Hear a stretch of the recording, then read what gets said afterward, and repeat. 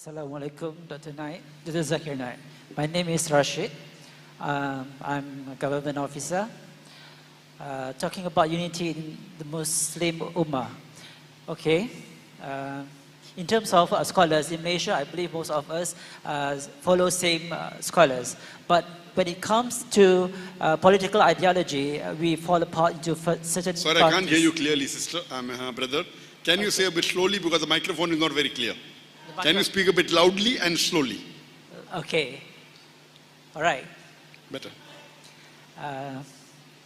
Talking about scholars in Malaysia, most of us follow same scholars.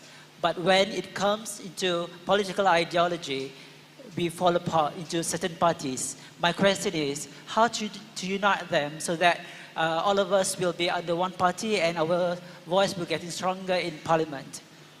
But that's a very good question, that when it comes to scholars, we follow one scholar, but when it comes to political party, we follow different parties. How to unite them? The only way you can unite is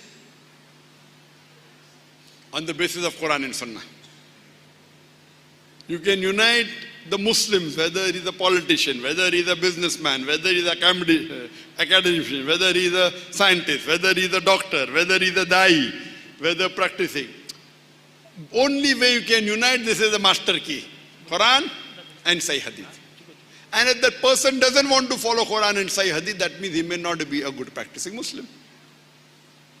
Whether we win the seat or not, whether we come to power or not, all this is a test from Allah. This is a test from Allah. Our main aim should be to unite the Muslim Ummah on the Quran and Sahih Hadith. Some people may not be following the Quran, but for the political gain, they may say they are practicing Muslim, they may not be.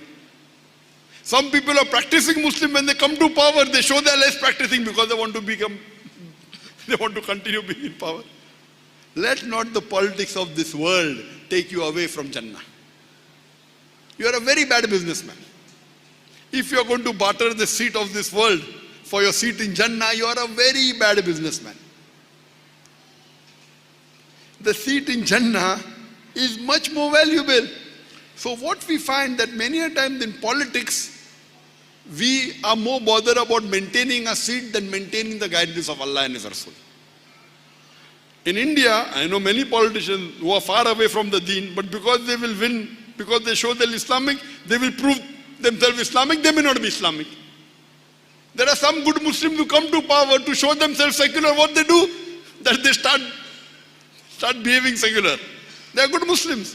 Before they came to power, they were practicing Muslim. Oh, now because I have come to power, if I wear trousers above the ankle, what will people say? So the trousers go below. They have a beard, they shave their beard. They were practicing before. So let not, and Allah says in the Quran in Surah Imran chapter 3 verse number 185. Allah says, Kullu nafsin zaikatul maut. Surah Imran chapter 3 verse 85. Kullu nafsin zaikatul maut. Every soul shall have a taste of death. The final recompense will be on the day of judgment.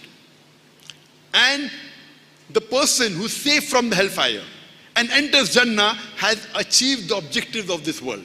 For this world is nothing but goods and chattels of deception. All this is a test for us.